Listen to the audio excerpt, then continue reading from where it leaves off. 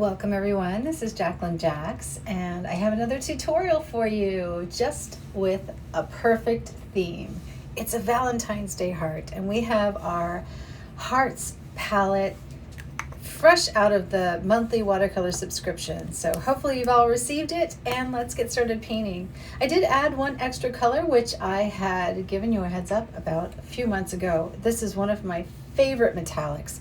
It is the olive green metallic available at jaxwatercolor.com in the metallics and pearls section. It is so my go-to for beautiful leaves on many of my paintings in the last few months. Since I made this color, I have just been so addicted to it. So hopefully you will too.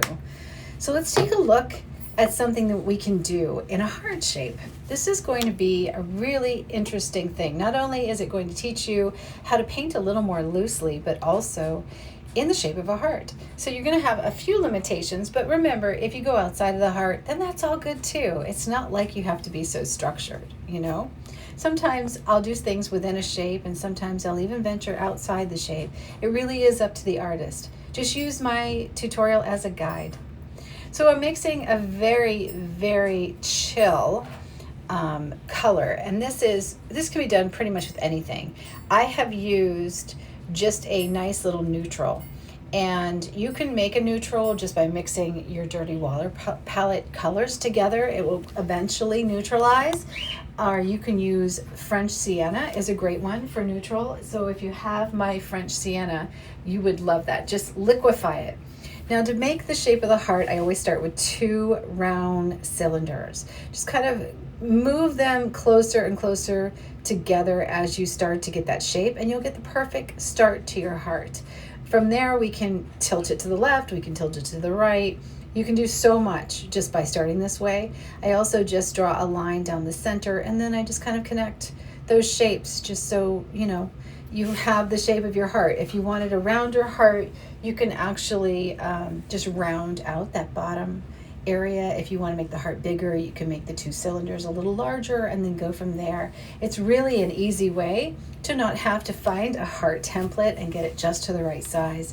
I love little hacks like this that I've come up with to make semi, perfect or semi-perfectly imperfect structures that I can paint around. So hopefully that one will do well for you as well. So this is just taking a very, very muted color. Now again, you can pretty much use any neutral as the base for just being able to see the structure, adding a little water and knowing where that water is. It's a great tip if you want to paint loose and you don't want to have to use pencil marks and then get them gone once you're there, or if you want to use a transparent technique.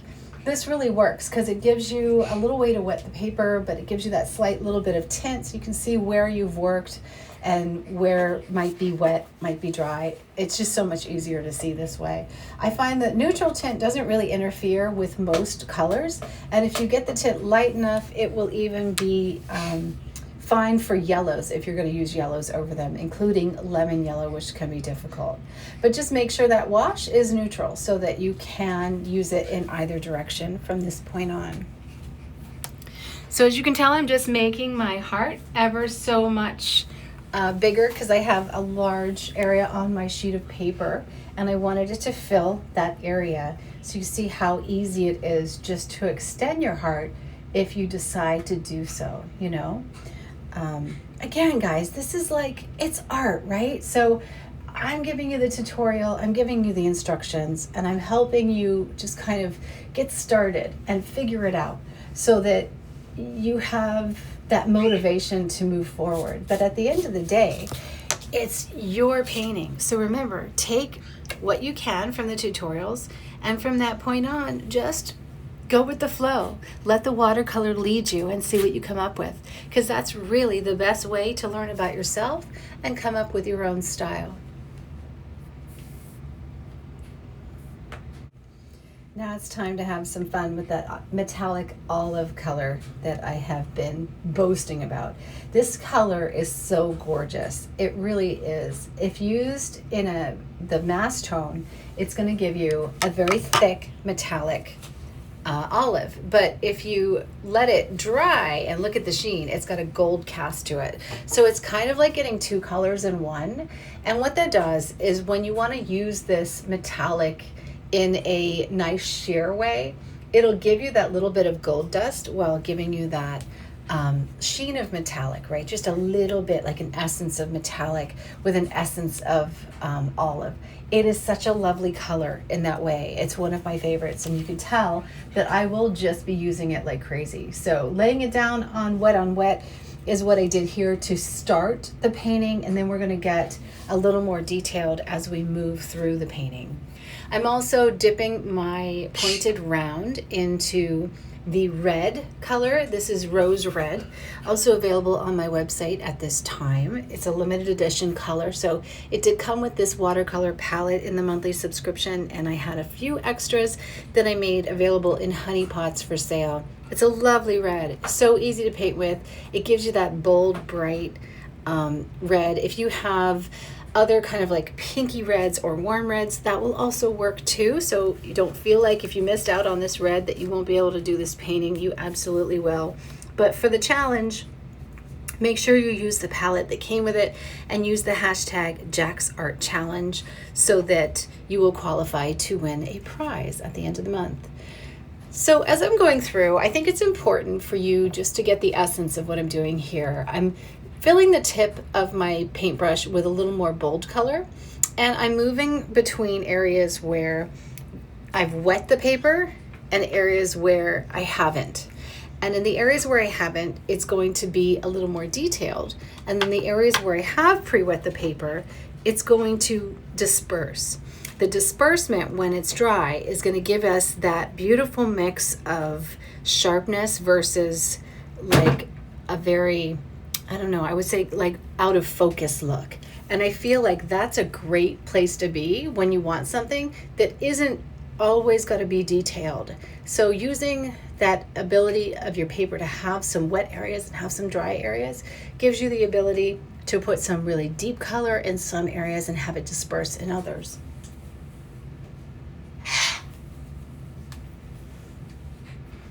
I've got Mango here with me, and she is just being a little bit of a pain. She wants to bite my foot, don't you? she's after my foot. She's like stalking my foot.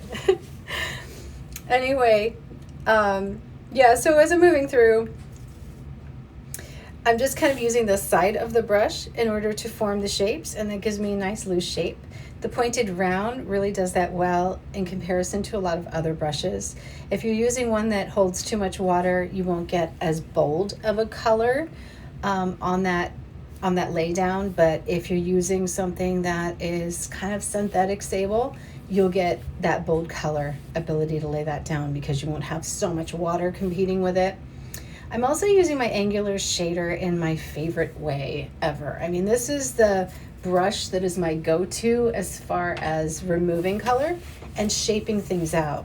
This technique is great to use if you've got a little disbursement in an area that you feel you want a little more detail. So you would just use a clean brush, damp, blot it out on your paper towel, and then just kind of go over that area to soften it or to remove color. This is also a great way to soften a hard edge just with a little bit of clean water. Definitely one of my favorite techniques and something I use pretty much all the time in my watercolor botanicals. I think it's because I would have to say that whenever I'm painting a flower, in my mind, I'm kind of playing with the idea that some areas are going to have the paper as light and some areas are going to have the color, but like a very diffused version of the color as the light area.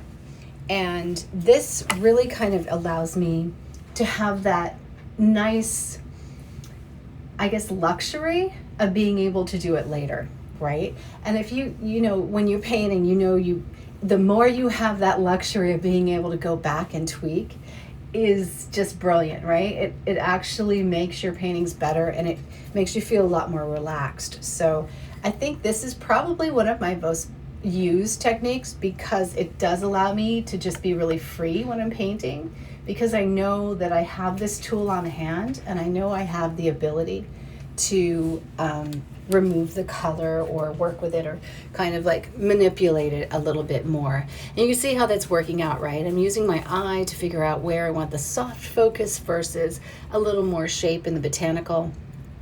And as those petals come into form, I'm kind of moving across thinking, where do I want it to be lighter red? Where do I want it to be darker red? Where do I want to use a little more of this beautiful olive to fill in the shape, you know? Do I want to stay inside of the heart or do I want to go outside of the heart? All of those are little mini micro decisions that you make as an artist, and that is what makes you unique.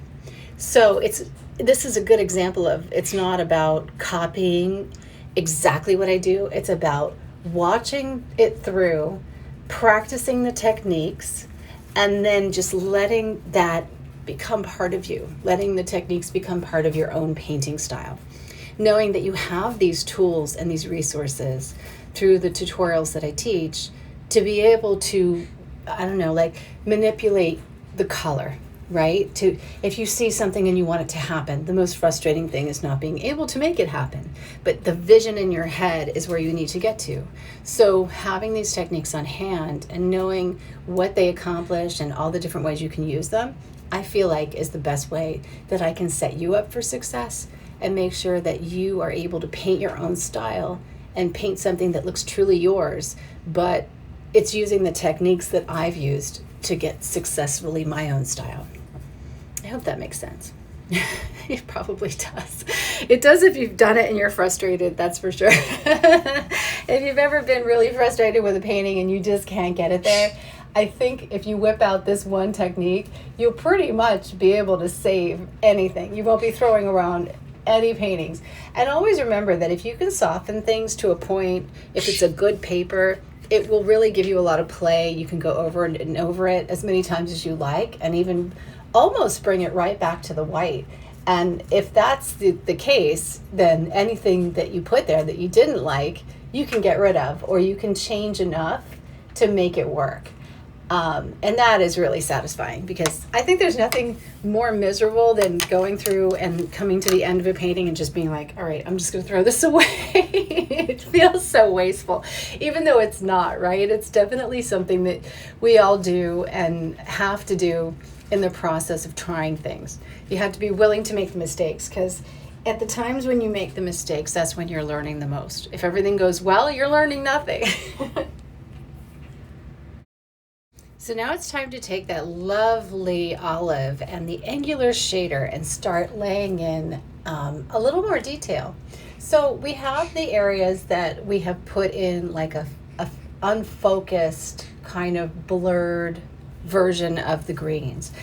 That can be almost like your background shadow. And then I want you to consider this little bit as the foreground, right? So this will be the detailed leaves, the leaves that are going to stand out. And the fact that we have a mix of the splashes of the color, the same color in the background, is really going to give it that romantic feel that's lush and that it's not stark and that it has more dimension. It's that first step that we did where we threw in a bunch of color kind of randomly and then figured it out later that gives us the multi-dimensional painting, that feeling of 3D without having to add shadows later.